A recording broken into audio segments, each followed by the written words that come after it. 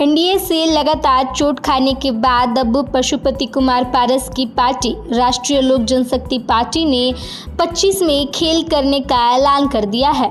चिराग पासवान के चाचा पशुपति कुमार पारस अब चिराग पासवान की राह पर चलते हुए दिखाई दे रहे हैं।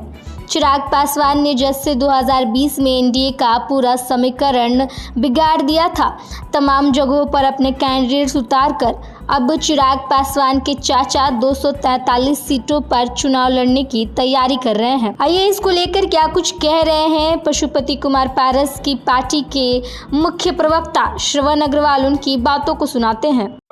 देखिए, हम लोगों ने आज की जो यह 2 दिन की बैठक है, कल भी राष्ट्रीय लोक जनशक्ति पार्टी के जो हमारे दल के सुप्रीमो है, राष्ट्रीय अध्यक्ष, उनके नेतृत्व में कल भी दिन भर देर शाम तक बैठक चली और आज भी 11 बजे से बैठक शुरू है। कल की बैठक जो थी प्रदेश कार्य समिति, प्रदेश पदाधिकारियों और जितने भी हमारे पार्टी के प्रकोष्ठ के अध्यक्ष है बिहार के, सबों की बैठक थी।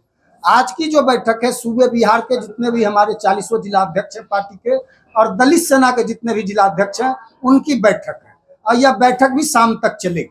यह 2 दिनों की जो बैठक है पार्टी के लिए बेहद ही अहम है, पार्टी के लिए बेहद ही महत्वपूर्ण है।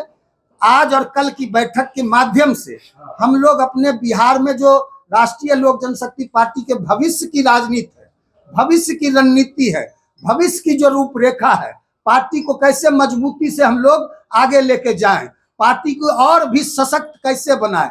राष्ट्रीय लोक जनशक्ति पार्टी बिहार में पशुपति कुमार पारस जी के नेतृत्व में एक बड़ी ताकत बनकर बिहार में कैसे उभरे। 2025 का विधानसभा का जो चुनाव है उसमें मात्र कुछ चंद महीने बचे हैं आचार संहिता लगने को।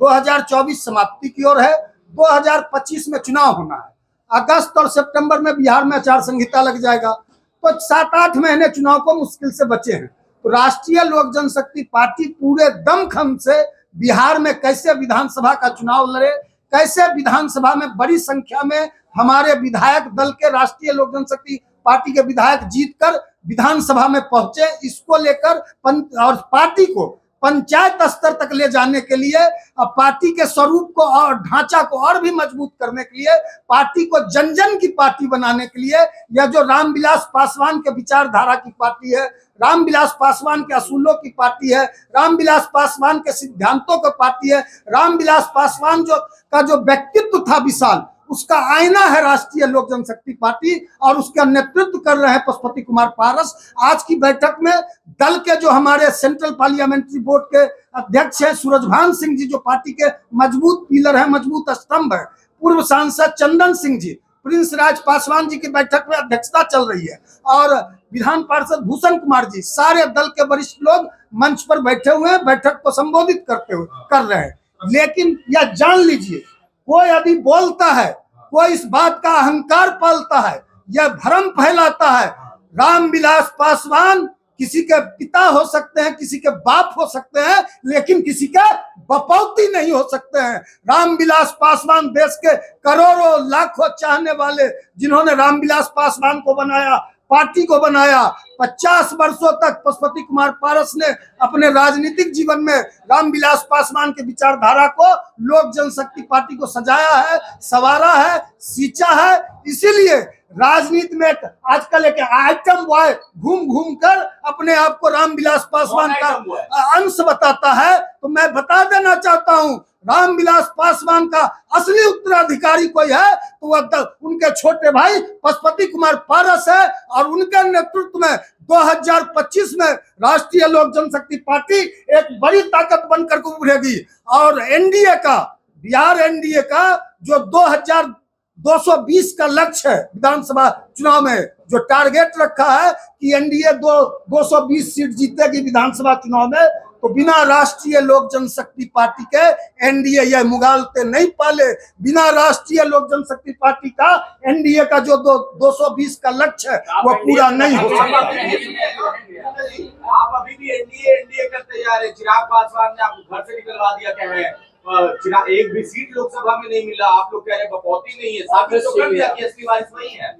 देखिए, एनडीए ने हमारी अनदेखी की, एनडीए ने हमारे साथ अन्याय किया, एनडीए ने 2024 के लोकसभा चुनाव में एनडीए के जो शीर्ष नेतृत्व दिल्ली में बैठे हैं, उन्होंने पशुपति कुमार पारस जी को विश्वास में लिया। उन्होंने पशुपति कुमार पारस जी को भरोसा दिलाया कि आपका दल का सम्मान रखा जाएगा, आपके दल का आगे आप लोकसभा चुनाव में हमको मदद कीजिए। नरेंद्र मोदी जी को तीसरी बार प्रधानमंत्री बनाना है, यह बड़ा लक्ष्य, इसमें मदद कीजिए, आपका आगे सम्मान रखा जाएगा। लेकिन एक व्यक्ति को सम्मान दिया गया और हमारे पार्टी, हमारे नेता का अपमान किया गया। एक व्यक्ति को जिसने कहा था नीतीश कुमार को जेल भेजेंगे, जिसने 2020 में एनडीए को कमजोर किया, जिसने कहा कि हमने नीतीश कुमार को तीसरे नंबर की पार्टी बना दिया, उसको सम्मानित किया जा रहा है, उसको पुरस्कृत किया जा रहा है। हमारी पार्टी को, हमारे नेता को तिरस्कृत किया जा रहा है। लेकिन मालिक जनता होती है, जनता के बीच में हमारी पार्टी जाएगी, जनता के बीच में हमारे कार्यकर्ता, हमारे नेता, हमारे सिपाही और हमारे सेनापति पारस जी जाएंगे। जनता के बीच 2025 में फैसला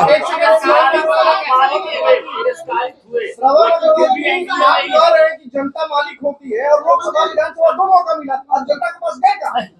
हमने कहा ना कि 2024 में हमारे 5 सांसद थे, 5 सांसदों का टिकट जो है अंतिम समय में काटा गया।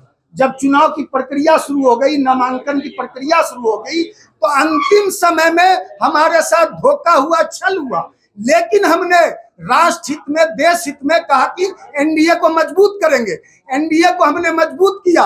हमारे नेता, हमारे सभी कार्यकर्ताओं ने 24 के लोकसभा में एनडीए का प्रचार किया। हमने एनडीए को मजबूत किया, एनडीए ने हमको कमजोर किया। लेकिन हम अपने पार्टी को पूरी मजबूती से 2025 के विधानसभा पुरस्कार का बदला कैसे लीजिएगा? कोई हमको अपमानित कर दे,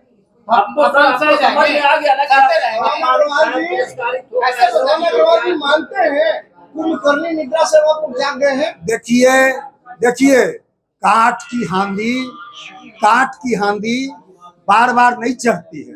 आप किसी को एक बार धोखा दे सकते हो, बार बार धोखा नहीं दे सकते हो।